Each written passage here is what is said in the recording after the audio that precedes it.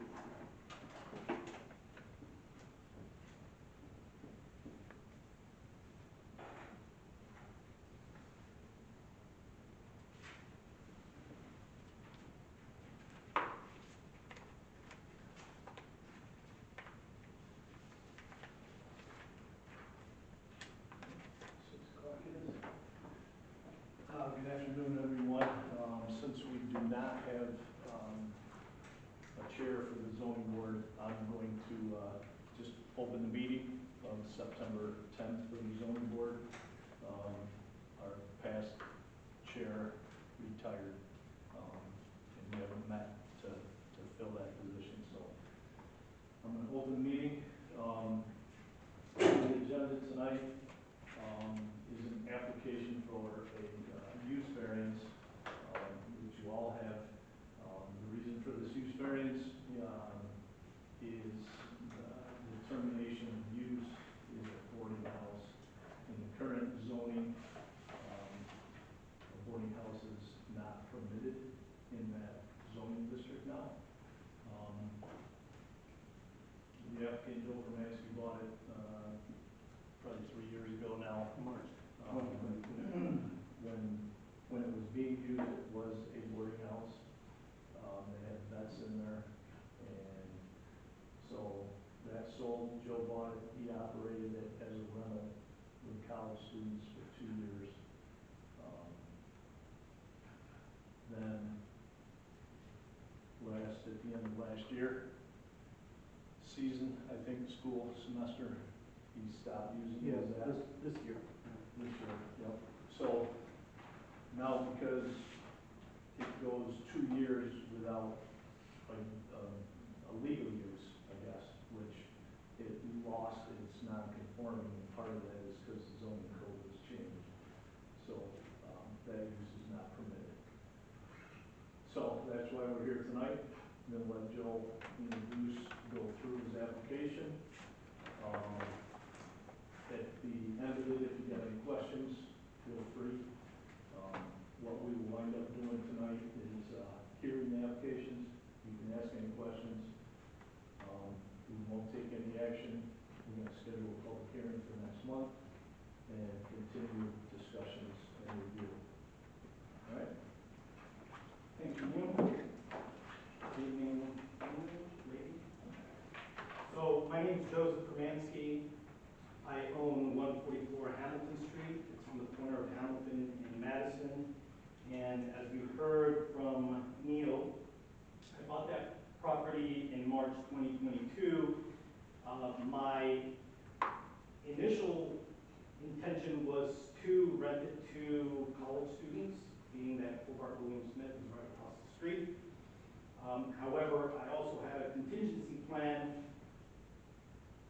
to continue to lease it or rent it to as a multi-tenant property, given that it had that use prior when I purchased it. So that property was run for many years by Linda Barrs. She had a lot of veterans, and as she grew older, she got into her 70s. She got tired of it, and she started taking a lot of those veterans and putting them in other homes. And then I bought it in 2022. So my initial intention was to lease it to the college students, but with a contingency plan. If that went south, then I would still be able to use it as a multi-tenant house. In fact, when I bought it, I walked through the property with Neil Brayman. I walked it with Brian Kelly and the fire chief at the time, and every indication was that it would be able to be used. The only issue potentially would be that it has a third floor, which is not finished. That third floor has been sealed off. No one has access to it. It does have an egress, so should I choose to open that up in the future as a third floor, I hired an architect that actually submitted some documentation, and he went through it with Neil and with Brian. But my initial intention is not to use it with the third floor. My initial intention is to just use the first 2 floors. The house is huge. You must have driven by. Just in the first 2 floors, it has 7 very large bedrooms, 3 full bathrooms. So what I'd like to do is I'd like to be able to use it as a multi-tenant property as it once was not too long ago. So I did, when I bought it, it needed some cosmetic work. For the most part, the house is in good shape, but it needed some cosmetic work. So I went in there, I cleaned it all up, refinished the floors, tore off all the wallpaper from the whole thing, put, some of the kitchen has new flooring, some of the other areas has new luxury vinyl plank flooring. So anyways, put a lot of money into it. And I was able to lease it to Hobart William Smith students. I had 7 students from the lacrosse men's team in there. And they loved the house. We didn't have any issues. However, now they just terminated the lease May 31 because of their school year. And I was hoping to be able to lease it again to college students. I have not been able to. In fact, one of the 7 college students that was living in the property was coming back for his fifth year, and he approached me and he said, "Hey, I'd love to stay in the property. Will you lease it to me?" I said, "Yes." He went to try to recruit other students to lease it along with him. The issue now is that Hobart William Smith has built their own dormitories. They've limited the eligibility to only the senior class and only 10% of the senior class with permission. So long story short, it's been very difficult to get students to lease the property. I've also tried to list it, to rent it to just a family, but given the size of the house and the cost to maintain it, it has proven to be impossible to lease. So again, my intention is to go back and try to have you approve it to become a multi-tenant property. It wouldn't affect any of the environmental resources in the municipality. The house has been there. There are homes all around it, adjacent, with many people living in them, so it wouldn't affect the municipality at all. And I think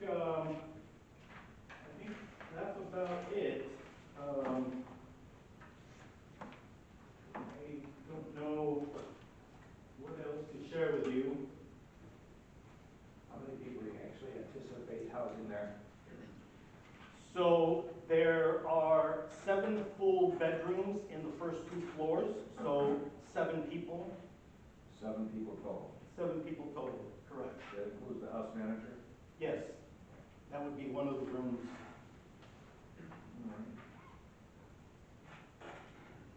Well, if they have vehicles, it's pretty tight right there.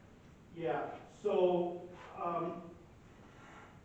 if they had vehicles, which I suspect that most of the people that would be renting the rooms would not have vehicles, but there is parking. I actually cut into the slope and I poured gravel into it, so we could fit multiple cars there. I don't know that we'd be able to fit 7 cars, but certainly 5 cars. They would have to line 3 cars, one behind the other, and then 2 cars on the side. So certainly 2 cars, and then there's street parking. Would you reach out to a group, like another veterans group or something like that? Or you just try to rent to individuals that are looking for a room? Right, so I have other properties here in Geneva. I also have properties in Canandaigua. I do business with Section 8, with DSS, with Lakeview, with Family Promise. So all those agencies, at one point or another, have reached out to me, and I have great relationships with all of them. They have individuals that need places to live, and they can't find where to live. In terms of reaching out to another veterans group, if one was available, I wouldn't have any objection. I wouldn't have a reservation to do that. But I have looked into veterans homes in the past, and it's a totally different type of business. The shared driveway, do your people use that? No, no, we don't use that. That belongs to the adjacent property, and we don't use that. Do they use yours? Recently, there was a car parked in my driveway, and then I went there about a week ago, and the kids from the college were in the garage, and I told them, hey, please don't park anymore, don't park there anymore, and they moved it, and as far as I know, it has not been an Do issue. they use your parking spot to go down that driveway to get out onto? No. No, I've never seen them do that. So, just to be clear, if you've been to the property, so, there's somewhat of a, like a little island that separates my property and my driveway from the adjacent property on Madison, and then, the property that's on Hamilton, they have that driveway in the back between my property and the, property on Hamilton. Will you be able to make a driveway in the, by Hamilton? If you, There is a driveway on Hamilton. there is, No, I'm sorry, not on Hamilton, on Madison. on Madison, Yeah. I know there is, because Yeah. I live just around the corner, Yeah. but would you be allowed to do a driveway that would be needed by Hamilton? I don't know why I would need one. Yeah. So you got parking for how many cars? I would think conveniently, at a minimum, 5 cars. 5 cars? Yeah. I think we can park 5 cars. I mean, I had 7 students from the lacrosse team, and many of them very affluent kids with huge trucks, brand new trucks and SUVs, and they parked in the driveway all last school semester, for 2 semesters, all the school year.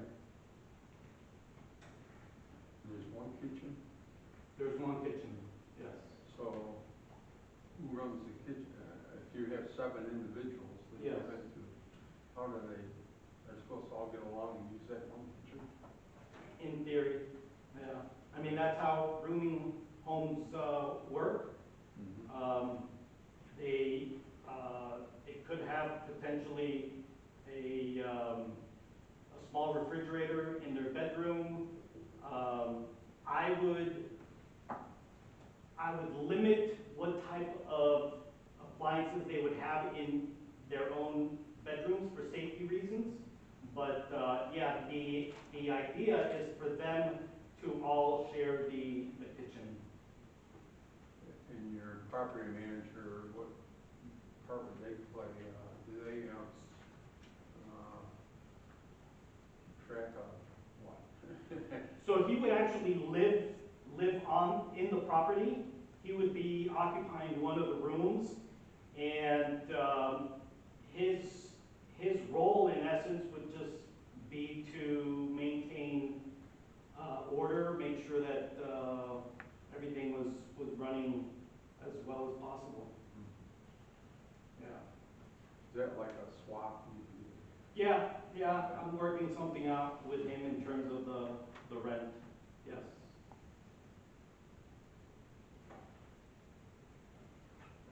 How about your neighbors? Is that a student rental next on Hamilton? Yeah, on Hamilton, a gentleman just purchased the house that's behind me. The house that is adjacent to me on Madison, that's a gentleman that purchased that property probably about 2 years ago now. And I think he moved from out of state, I think Virginia, if I remember correctly. But he lives alone, and when he first bought it, I spoke with him and I said, so you know that this is a college community, there's a lot of kids, a lot of potentially partying going around, and he didn't seem to mind it. So I personally feel that a rooming house would be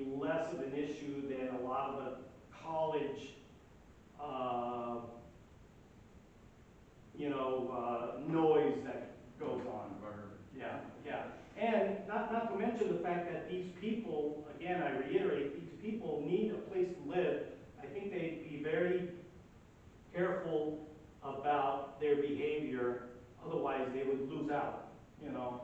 Is that like a year lease you would have with these people, or how do they do it by the month, or? It wouldn't be by the month.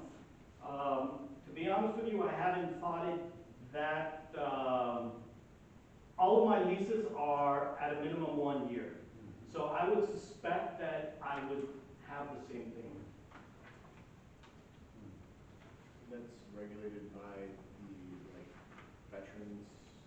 Well, this has nothing to do with veterans. Yeah, this is, you know, the average person that can't afford a studio or a 2-bedroom or a 3-bedroom, let alone a house, and they need a place to live. My plan is to furnish it with some couches, obviously furnish it with some furniture for the kitchen, have, you know, tables for them to eat, and potentially, you know, set up a TV just to make it comfortable for them. But ideally, these people normally, they have jobs. The other thing that is important is that I contacted the public transportation, and it runs right by there, so they'd be able to go to and from. The average person that would be leasing a room doesn't own a vehicle. So I understand the concern about the parking, but that is also up to my discretion too.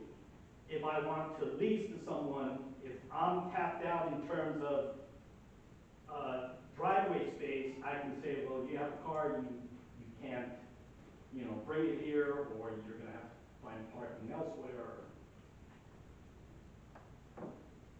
Well, did the students, when they were there, did they park on the street? Yeah, some of them, yeah. I didn't notice, is there no parking up to the corner, or the stop sign there? There's only one way, you can only park on the east side, so, On the west side? yeah, I believe, let's see, I think you can only park on one side of the street. One side of the street. Is that the street you live on? On the other side. On the other side of the street? I'm Madison, I'm on Monroe. Oh, okay. So I'm familiar with the area. Yeah. We've done a lot of.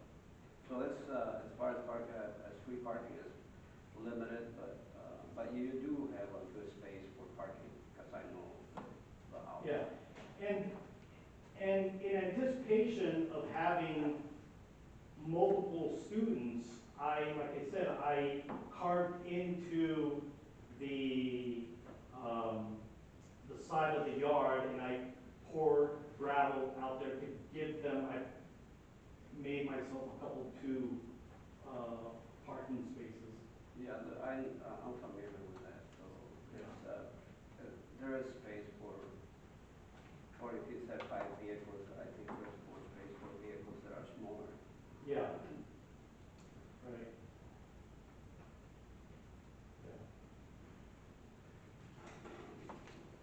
Have the neighbors been notified, or does that happen for the public hearing? I believe Is that when that happens? Yes, that will happen for the public hearing, yes. The neighbors will be notified? Yeah. I personally have not gone out and announced it. But to be honest with you, I don't think physically, it's not going to make a difference whether it's a student from Hobart William Smith. You know, maybe a bank account might be different, but you know, having a person living in one of the rooms is not going to make a difference. The only concern that I see here is just multiple people living under one roof with different personalities. That's the only thing I would see here. But I know I saw that was it Carolyn? Linda Barnes. Linda Bars, yeah. Yeah. She did have some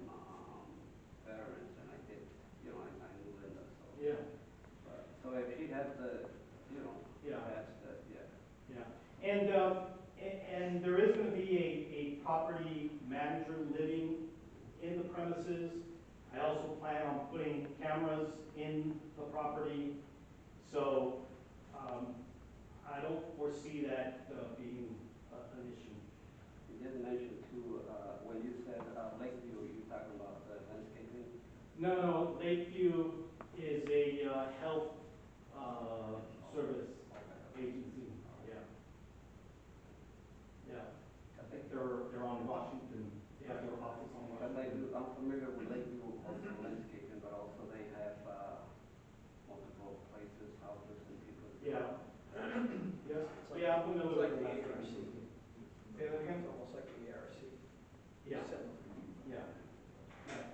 It's a social service agency, like, Section A, DSS, Family Promise. You mentioned you have other properties, is I that do. the way you run those with a property manager and stuff? No, this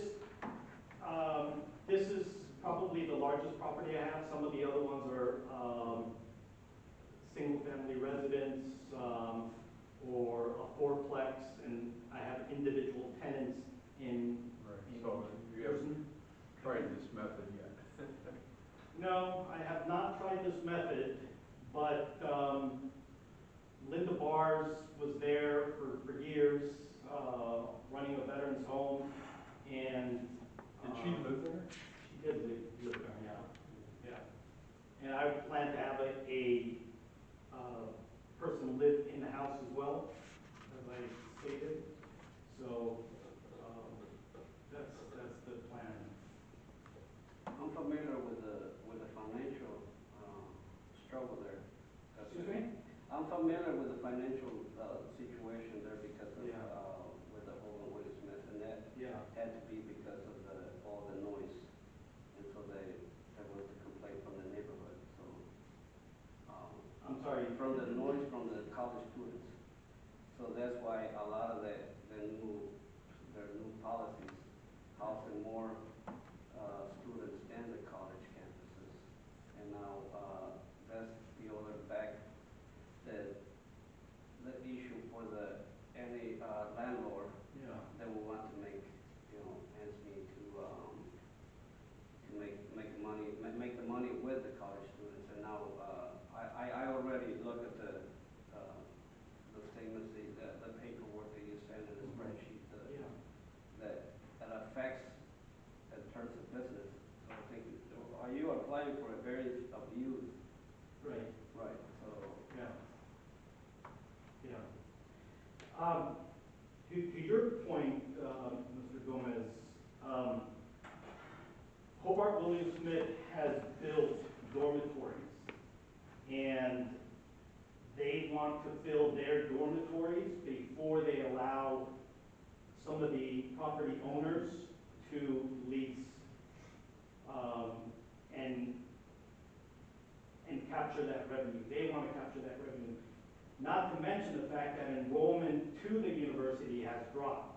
So that has exacerbated an already difficult situation.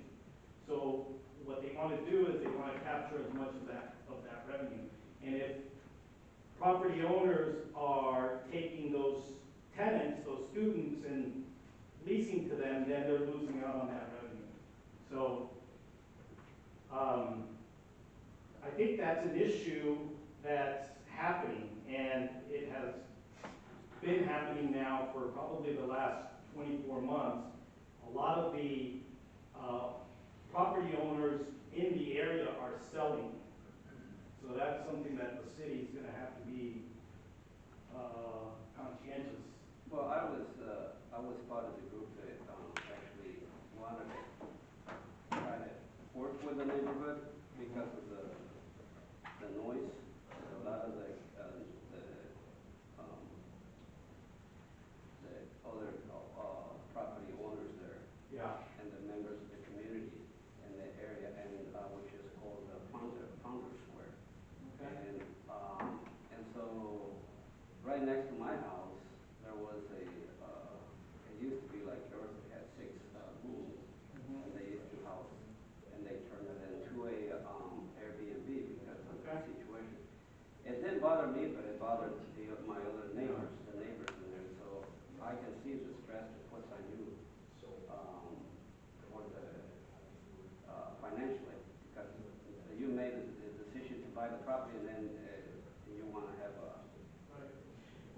stated from the beginning, my initial intention was to lease it to the Hobart William Smith. That was my intention, but my contingency plan was to be able to lease it to a multi-tenant population.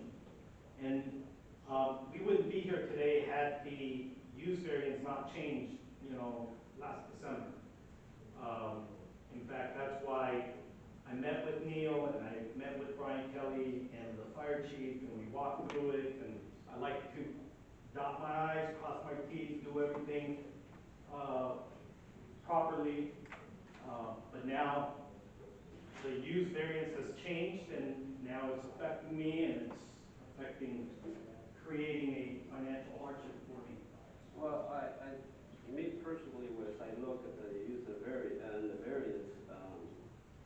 and it stresses that one of the conditions would be that if there is a financial stress there, number one. Number two would be if there's a unique situation. That's the one I see. And the other thing is if it's going to affect the neighborhood. And two, what I see is I see the financial stress on your point. Yeah.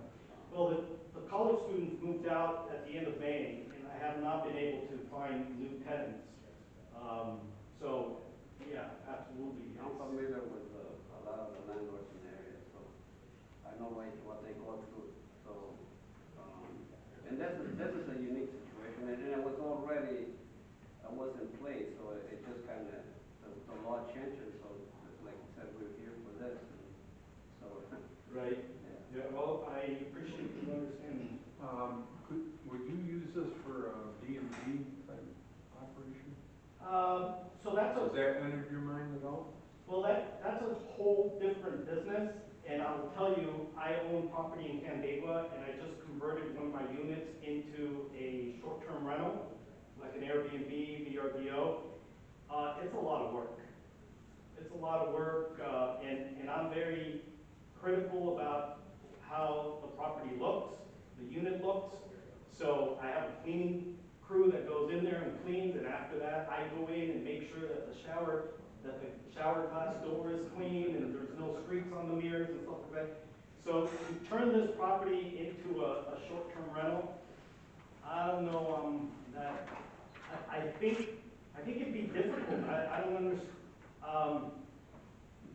You haven't been inside the property, but it's a huge home. So how do you turn that into a? Yeah. By the way, those pictures are when I first bought it. I have since cleaned it up and it looks totally different. But to turn that property into a short-term rental it would be more like a hotel, because short-term rentals, you need to give them bathrooms, individual bathrooms, kitchens, so it's a totally different business.